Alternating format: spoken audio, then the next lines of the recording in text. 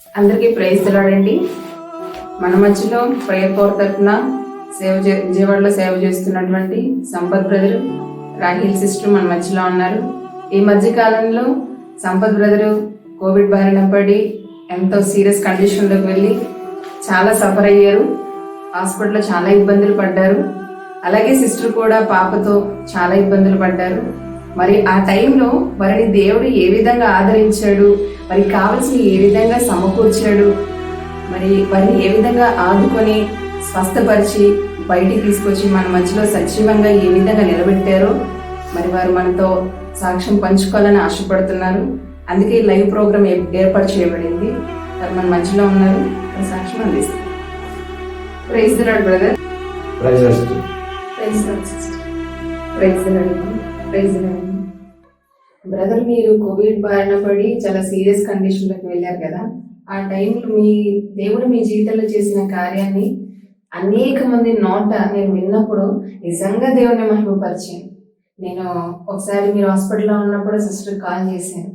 చేసి సిస్టర్ ఎలా ఉంది కండిషన్, ఏంటి పరిస్థితి అని అడిగినప్పుడు సిస్టర్ ఏడుస్తూ, సిస్టర్ 30% అంటున్నారు డాక్టర్స్, ఏం చేయాలి నాకు అర్థం కావట్లేదని చాలా బాధపడ్డారు. అప్పుడు నిజంగా నా గుండె నీరైపోయింది. అసలు దేవా ఏంటి పరిస్థితి, నువ్వే గొప్పవాడు అని చెప్పి మేము అందరం ప్రేయర్ చేసాము. అదే కాకుండా మన ప్రేయర్ పవర్ సేవకులు, సంఘస్థులు అందరూ కూడా మీకోసం చాలా ప్రార్థన చేశారు. నిజంగా దేవుడు గొప్పవాడు బ్రదర్, మీ జీవితంలో చాలా అద్భుతం చేశాడు. అందుకే మీ సాక్ష్యాన్ని నేను విన్నాను, ఇంకా అనేక మంది వినాలని మా స్టూడియోకి మిమ్మల్ని ఇన్వైట్ చేశాం. అందరికీ ప్రైజ్ లార్డ్. మా ఆత్మీయ నాయకులు శ్యామ అబ్రహం గారికి, అలాగే బ్రహ్మన్నకి, కుటుంబానికి, అలాగే మన ప్రేయర్ పవర్ చర్చ్ సేవకులందరికీ యేసుక్రీస్తు నామములో అందరికీ హృదయపూర్వక వందనాలు. అలాగే ఇక్కడ వీక్షిస్తున్నాం ప్రతి ఒక్కరికి నా వందనాలు చెల్లిస్తున్నాం. నా సాక్ష్యం ఏంటంటే, దేవుడు నన్ను సేవకి ఎన్నుకున్నాడు. మరి గత 15 సంవత్సరాల నుంచి విజయవాడ ప్రాంతంలో సేవ చేస్తా ఉన్నాం. ఎన్నో ఇబ్బందులు వస్తూ ఉన్నాయి, ఎన్నో శోధనలు వస్తూ ఉన్నాయి. సేవలో ఎన్నెన్నో రకాల ఎదురు దెబ్బలు తగులుతూ ఉన్నాయి. అయినా కూడా దేవుడు నన్ను నిలబెట్టి ప్రతి విషయంలో నాకు దేవుడు సహాయం చేస్తూ సేవలు వాడుకుంటూ ఉన్నాడు. అయితే నా జీవితంలో ఒక గొప్ప సాక్ష్యాన్ని దేవుడు నాకు ఇచ్చాడు. ఫస్ట్ కోవిడ్లో చాలామందికి ప్రార్థన చేసాం, చాలామంది స్వస్థ పొందారు, బాగుంది. అయితే 2021 సెకండ్ వేలో కోవిడ్ ఇంకా స్టార్ట్ అవ్వలేదు, వార్తలు విన్నాం స్టార్ట్ అవుతుందని. అయితే నేను జనరల్గా సేవ చేస్తూ మరి ఒక ప్రాంతంలో మ్యారేజ్కి వెళ్ళాను. మ్యారేజ్ అయినాక మళ్ళా ఎర్లీ మార్నింగ్ బయలుదేరి అమలాపురం ప్రాంతం, అలాగే పాలకొల్లు ఆ ప్రాంతాల్లో సేవ చేసి మళ్ళీ తిరిగి ఇంటికి వచ్చేసరికి నాకు కొంచెం బలహీనత వచ్చింది. ఆ టైంలో 40 days ఫాస్టింగ్ చేస్తున్నప్పుడు సండే రోజు సర్వీస్లో బాగా వీక్నెస్ అయ్యి నీరసం వస్తే మా దగ్గర లోకల్ ఆర్ఎంపీ డాక్టర్ దగ్గరికి వెళ్ళినప్పుడు చూశాడు. ఆయన చూసి ఆయన డౌట్ వచ్చి ఒకసారి కోవిడ్ టెస్ట్ చేయించుకోండి అని చెప్పారు. అయితే ఆ రోజు బ్లడ్ రిపోర్ట్స్ ఇచ్చాం. ఆ మర్నాడు కోవిడ్ ఉందని చెప్పి 60% ఉందని చెప్పి రిపోర్ట్స్ వచ్చింది. అయితే ఆ రోజు మా చర్చికి వస్తున్న మా బ్రదర్స్ ఉన్నారు. వాళ్ళంతా ఏం చేశారంటే, సిస్టర్ పాప ఉన్నారు కదా అన్న, అక్క పాప ఉన్నారు కాబట్టి మీకు ఒక రూమ్ సెపరేట్గా పెట్టి అక్కడ మీకు మెడిసిన్ ఇస్తామని చెప్పి తీసుకెళ్ళారు. నైట్ ఆటోలో తీసుకెళ్ళారు. కానీ నాకు కొంచెం శ్వాస తీసుకునే ఇబ్బంది బాగా ఎక్కువైతే ఉంది. అయితే మర్నాడు విజయవాడ గవర్నమెంట్ హాస్పిటల్కి వెళ్ళినప్పుడు హాస్పిటల్లో జాయిన్ చేసుకోలేదు. తిరిగి మళ్ళా అక్కడ ఆ ప్రాంతానికి వెళ్ళిపోయాక మరి శ్యామల గారికి ఫోన్ చేశా, అన్న నాకు ఇట్లా పరిస్థితి ఉంది, కోవిడ్ వచ్చింది, 60% పైన ఉందంట అన్న అని చెప్పినప్పుడు అన్న అన్నారు, నువ్వు తొందరగా సిటీ స్కాన్ చేయించుకుని ఏదో ఒక హాస్పిటల్ జాయిన్ అవ్వమని అన్న నాకు సలహా ఇచ్చారు. అలాగే ప్రేర్ చేశారు. అయితే హాస్పిటల్స్ ఎక్కడా ఖాళీ లేవు.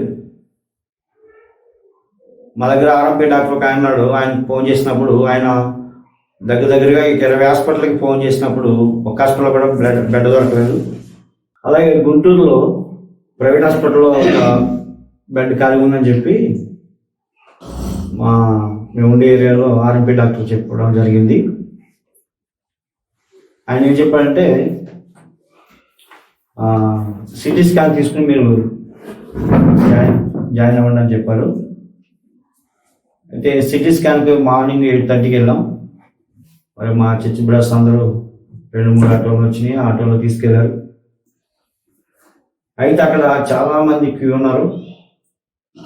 మార్నింగ్ 8:30కి వెళ్తే ఈవినింగ్ 8:30కి సిటీ స్కాన్ చేయడం జరిగింది.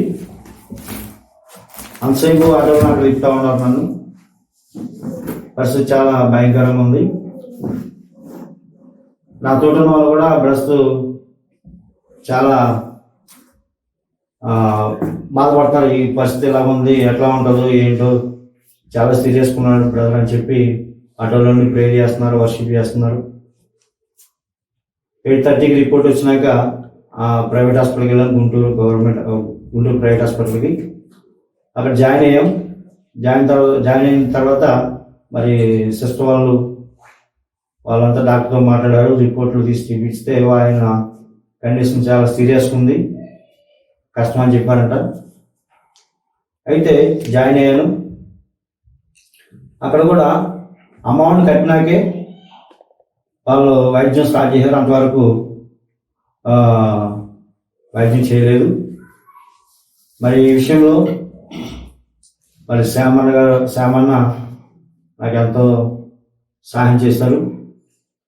అలాగే మన ప్రేయర్ ఫోర్స్ సేవకులు, అలాగే అనేక మంది వైద్యం చేయించుకోవడానికి నా దగ్గర అయితే ఏమి లేవు, కానీ ఫైనాన్స్ సపోర్ట్ బాగా ఇచ్చారు నాకు. హాస్పిటల్లో జాయిన్ ఇంటికి వచ్చే వరకు ఎటువంటి ఇబ్బంది లేకుండా దేవుడు నాకు సాయం చేస్తూ వచ్చాడు. అయితే జాయిన్ అయ్యాను.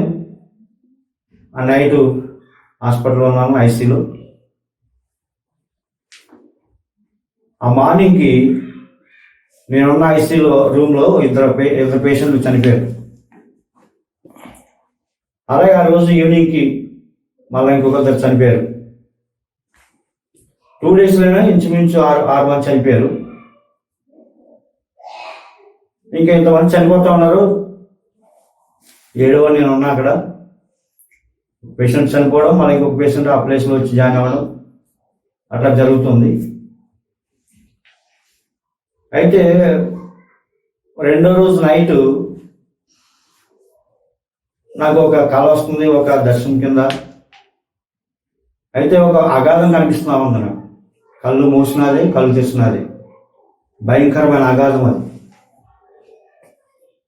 అయితే నాకు మెలకు వచ్చింది. వాష్రూమ్కి వెళ్ళి వచ్చి కూర్చున్నా.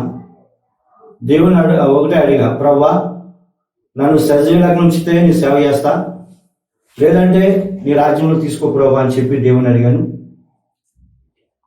అడిగినప్పుడు నేను వచ్చే బెడ్ మీద కూర్చున్న తర్వాత ఒక ఆయన తెల్లటి వస్త్రం వేసుకుని నా బెడ్ మీద కూర్చుని నా భుజం మీద చేసి, భయపడకు నేను నీకు తోడుగా ఉన్నానని చెప్పి నా భుజం తట్టి ఆయన వెళ్ళిపోయారు. హల్లెలూయా. మార్నింగ్ ఉదయాన్నే 6 గంటలకి డాక్టర్ గారు వచ్చారు. నేను ఉన్న రూమ్కి, ఐసీలోకి వచ్చి అందరిని చెక్ చేశాడు. నా దగ్గరకు వచ్చి, నా బెడ్ దగ్గరకు వచ్చి పల్స్ చూశాడు. ఇవన్నీ చూసి ఆయన ఏమన్నా అంటే, ఈ పేషెంట్ ఐసీలో అవసరం లేదు, జనరల్ వార్డుకి షిఫ్ట్ చేయండి అన్నారు.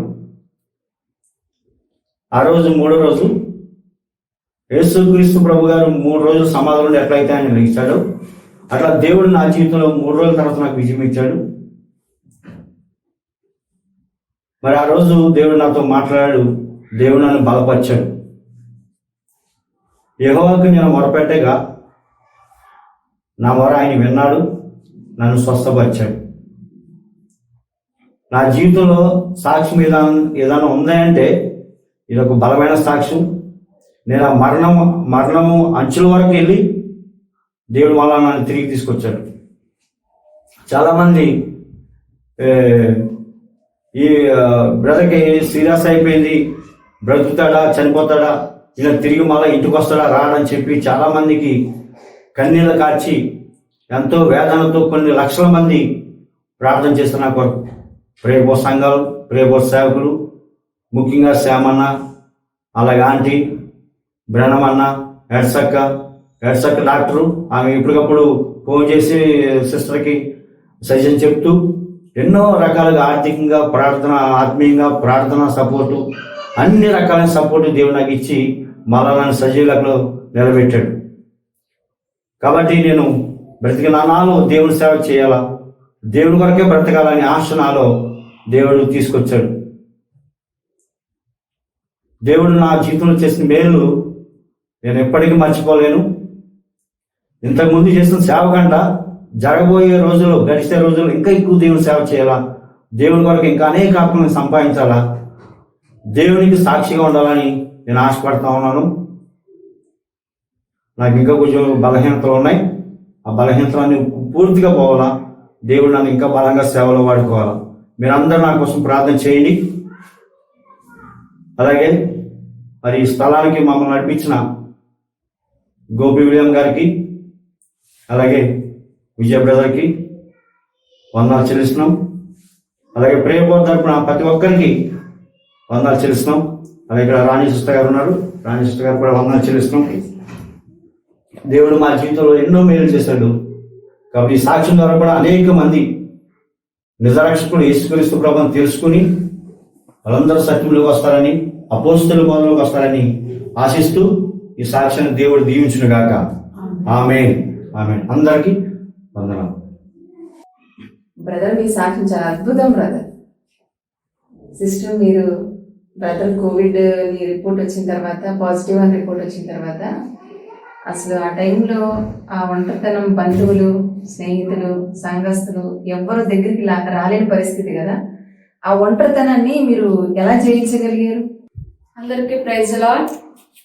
మేము విజయవాడలో సేవ చేస్తాం. మరి నా భర్త గారు కోవిడ్ పాజిటివ్ అని తెలిసినాక నాకు చాలా భయం వేసింది.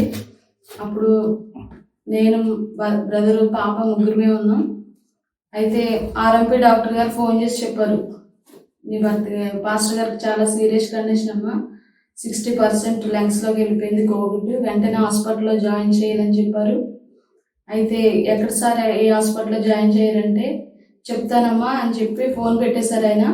ఫోన్ పెట్టేసినాక మళ్ళా చేసి 4-5 లక్షలు చూసుకోమ్మా హాస్పిటల్లో జాయిన్ చేస్తామని చెప్పారు. అయితే నాకు టెన్షన్ వచ్చింది, నా దగ్గర ఎవ్వరు లేరు, నేను చూస్తే మంచంలో ఉన్నారు. అయితే ప్రార్థన చేసుకున్నాను. ప్రార్థన చేసుకున్న తర్వాత సామాన్ గారికి ఫోన్ చేసి చెప్పా, అన్న ఇలాగ బ్రదర్కి పాజిటివ్ వచ్చింది అని చెప్తే, అన్న ఫస్ట్ సిటీ స్కాన్ తీపియండి అని చెప్పారు. హల్లెలూయా. చెప్పినప్పుడు నేను ఒక్కదాన్ని ఉన్నప్పుడు church members, brother sisters phone చేసి చెప్పి, ఇలా బ్రదర్కి బాగాలేదు తొందర రండి అని చెప్తే మా సంఘస్థులంతా 2 ఆటోలు తీసుకుని ఆ నైటే మా దగ్గరికి వచ్చారు. వచ్చి బ్రదర్ని నన్ను బలపరిచి మమ్మల్ని ఎంతో ఆదరించారు మా సంఘస్థులు. అయితే ఆ నైట్ వచ్చి ప్రార్థన చేసి పొద్దున వరకు ఉన్నారు. అయితే సామాన్య ఫోన్లో ప్రార్థన చేశారు. ప్రార్థన చేసి అర్జెంటుగా మీరు తీసుకెళ్ళి సిటీ స్కాన్ తీయించినాక నాకు ఫోన్ చేయండి అని చెప్పారు. ఇంక వెంటనే బ్రదర్స్ అంతా ఆటోలో మమ్మల్ని ఇద్దరిని బ్రదర్ని ఆటోలో తీసుకుని గుంటూరు హాస్పిటల్కి మేము తీసుకెళ్ళాము. తీసుకెళ్తే అక్కడ చాలా మంది ఉన్నారు. ఈయనేమో చూస్తుంటే ఏం తినట్లేదు, ఆటోలోనే పడుకుని ఉన్నారు. మాకు భయం వేస్తూ ఉంది. అయితే లాస్ట్కి ఇప్పుడు 5 గంటలకి ఈయనకి అప్పుడు తీయడానికి సమయం ఇచ్చారు. అయితే తీస్తే వెంటనే ఈయన్ని హాస్పిటల్లో జాయిన్ చేయాలని చెప్పి అక్కడ ఆర్ఎంపీ డాక్టర్ గారు చెప్పారు. ఆ డాక్టర్ గారు మాకు ఎంతో సహాయం చేశారు. 20 హాస్పిటల్లో ఫోన్ చేసినా కూడా ఎక్కడ బెడ్ దొరకలేదని చెప్పారు. అయితే అమ్మ మీరు ఏం భయపడొద్దు, నేను చూసుకుంటా, ఆయన పాస్టర్ గారు కదా, నువ్వు ధైర్యంగా ఉండు, అని చెప్పారు. లాస్ట్లో ఫోన్ చేస్తే ఆయన ఒక బెడ్ ఖాళీ ఉందమ్మా, అక్కడ రోజు 40,000 అంట, మరి నువ్వు కట్టుకుంటావా అని నన్ను అడిగారు.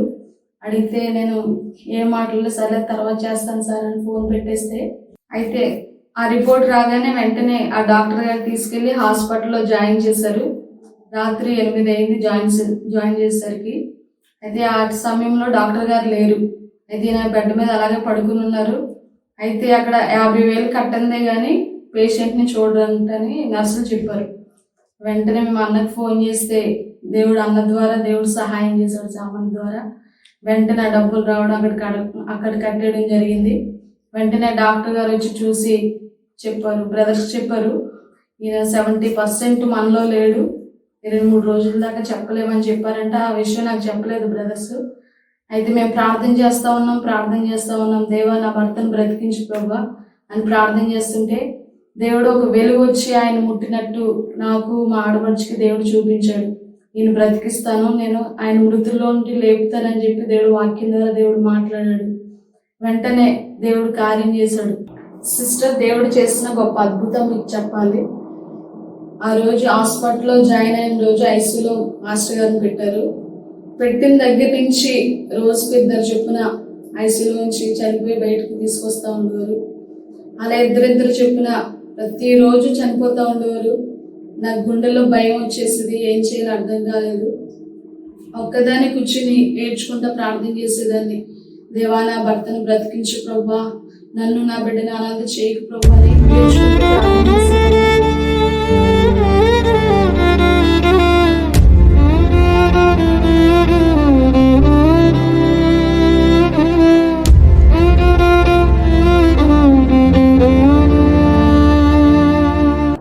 ప్రార్థన చేస్తే దేవుడు నా పాస్టర్ గారికి ఇచ్చిన దర్శనాన్ని బట్టి దేవుడు నా పాస్టర్ గారిని దేవుడు బ్రతికించారు.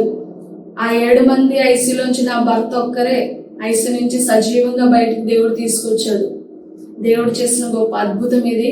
నన్ను నా బిడ్డను దేవుడు అనాథగా విడిచిపెట్టకుండా మాకు దేవుడు తోడుగా నా భర్తను మళ్ళా తిరిగి నాకు సజీవంగా దేవుడు అప్పగించారు.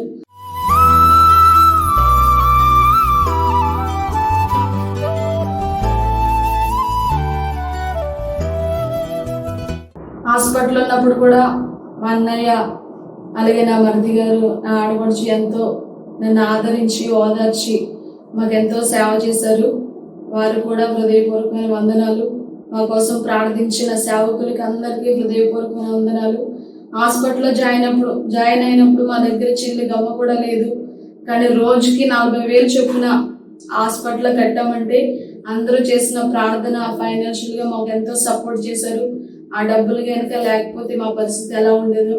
కానీ దేవుడు అందరూ హృదయాన్ని ప్రేరేపించి హాస్పిటల్ కావాల్సిన ధనమంతా మా చేతితో 1 రూపాయి కూడా పడకుండా దేవుడు అందరి ద్వారా దేవుడు సహాయం చేశాడు.